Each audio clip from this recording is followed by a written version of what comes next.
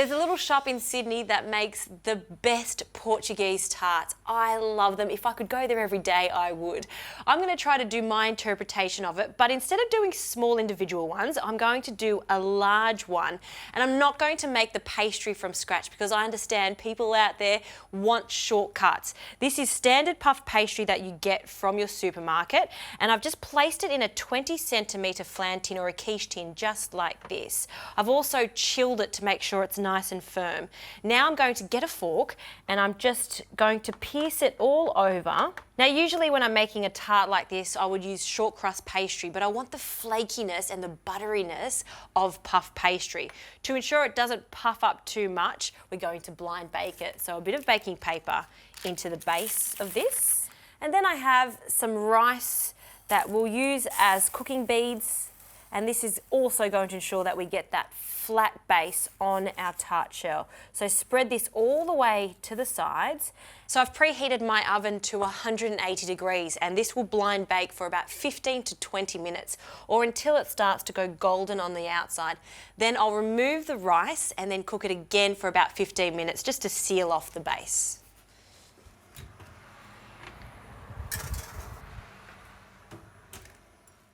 Okay, while that's in the oven, we can get on to the fun part, which is making this delicious custard. So in a pot, I'll add 500 millilitres of full cream milk, and to give it some richness, I'll add some cream. I need 100 millilitres of thickened cream, so about half of this. We'll turn the flame on, and we want to warm this up. I also want to give it some flavour, so 1 vanilla bean. I'm going to split the vanilla bean in half just with a small paring knife, and we want to scrape out all of those beautiful little seeds. Now keep an eye on this, we don't want it to overboil, so once it starts to heat up we're going to turn it off and allow it to infuse. In the meantime, let's get on to our eggs. Now I need 6 egg yolks for this, and I'm going to use these Sunny Queen free range eggs, and we're going to split them, separate them, yolks in one bowl and the whites in the other. And I always find this is the easiest way to break and separate the eggs. Just using your hand as a cup or as a sieve, you'll just ensure that you get all of that white away and we're only keeping that perfect yolk. Now don't throw away these egg whites, there are so many different uses for it. You can pop them in the freezer for another time. They're fantastic for soufflés, or you could make a very simple scrambled eggs with the whites for a very healthy midweek breakfast. Just break that straight into the bowl. Now we need to flavour this with some sugar, so 3/4 of a cup of caster sugar in with our egg yolks, along with a thickening agent, some corn flour.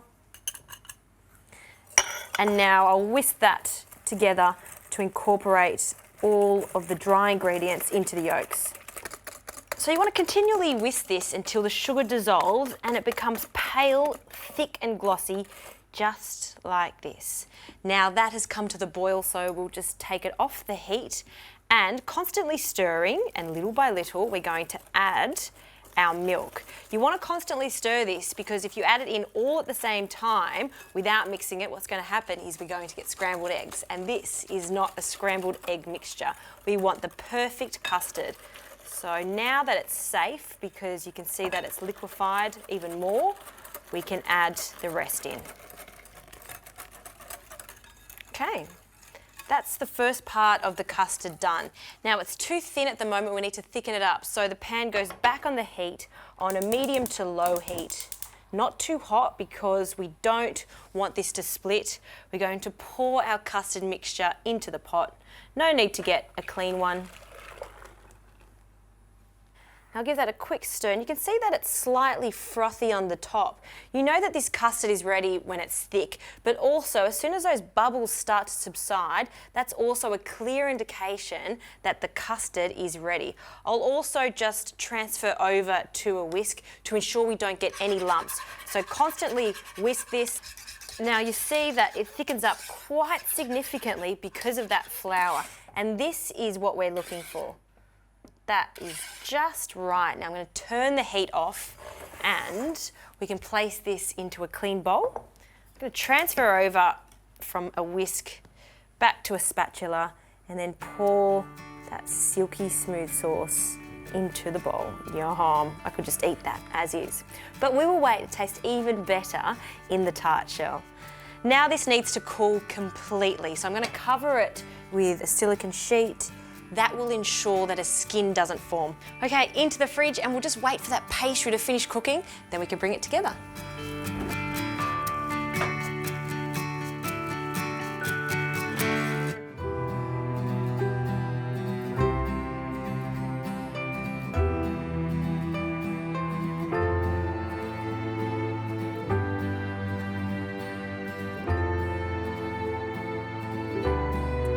Okay, the first part of the blind bake has finished. We're going to take out the rice and that baking paper. And the base is not completely cooked yet, so we're going to finish that off, but I do need to seal it. So one more egg into a bowl, and just with a fork, I'll roughly whisk this. So I'll brush this very lightly on the base of our pastry. And to form a crust, a sprinkle of caster sugar. Done. That goes back into the oven for about 15 minutes, and then we can fill it with the custard.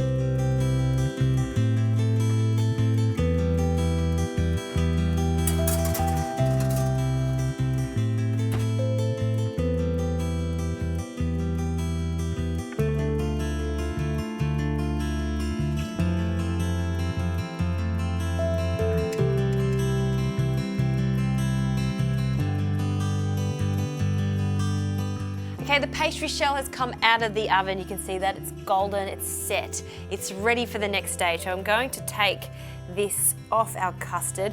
This has cooled down completely and thickened even more, which is exactly how I need it. I'm just going to loosen it up, so a quick stir.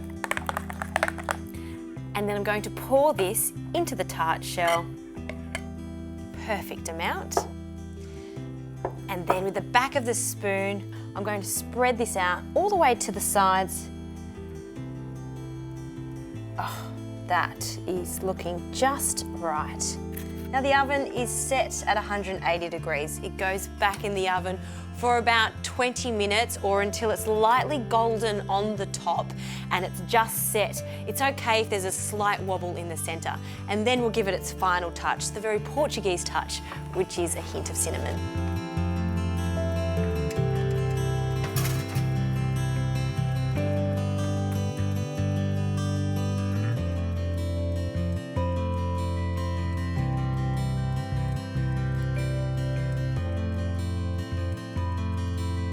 I'm pretty impressed with this giant Portuguese tart. It's got that caramelization on the top, and the pastry, it almost looks like the real thing. Don't tell your guests that you've cheated. Now I'm going to take it out of the tart tin very carefully, and I'll just use a palette knife to help me take this off this flat tray. Woohoo!